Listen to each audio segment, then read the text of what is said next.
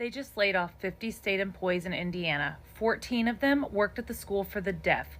Nearly the entire Indiana Historical Bureau was wiped out. And we're supposed to believe this is about fiscal responsibility? No, this is a values collapse. Plain and simple. At the deaf school, they didn't just lay off people, they closed unfilled positions too. They were already short-staffed. Now they're expected to do even more with even less. Fewer teachers, no overnight health care, fewer meals, real needs, real kids. And Indiana just told them, you don't matter enough. At the state library, layoffs happened in 10-minute meetings, some over the phone. Projects funded by everyday Hoosiers, historical markers, genealogy services, children's literacy, just left hanging. The Indiana Historical Bureau had 8 people in January. 2 already resigned. 6 were laid off. Now there's 1 person left. That's not budget efficiency, that's cultural demolition.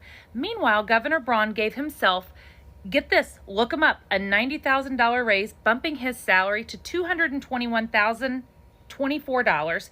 His lieutenant governor got $77,514 more. The attorney general got $61,266 more. The secretary of state, treasurer, and comptroller, $44,282 each.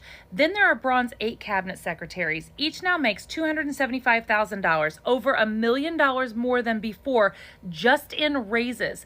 And Micah Beckwith got an $87,000 taxpayer-funded SUV. And Braun, how about a helipad and home security upgrades?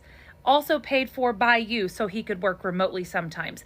Let's be clear, these raises and perks could have covered dozens of jobs. That's overnight care for deaf students. That's hot meals. That's teachers, librarians, historians, people who actually serve the public instead of themselves.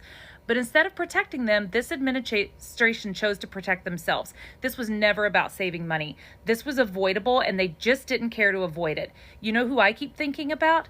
Amos. From the Bible, not a priest, not a trained prophet, a fig tree farmer, a shepherd, called from the fields to speak truth to power, to confront the elites who lived in luxury while their people suffered.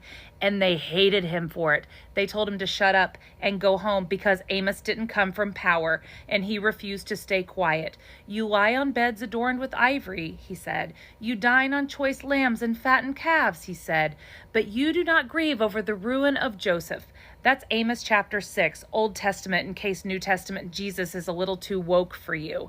So if Beckwith and Braun want to quote the Bible while cutting meals for deaf kids and silencing public librarians, go argue with Amos. There is money. They're just spending it on themselves. Call your legislators, show up, speak out. Because if they do this to deaf kids and librarians, they'll do it to anyone.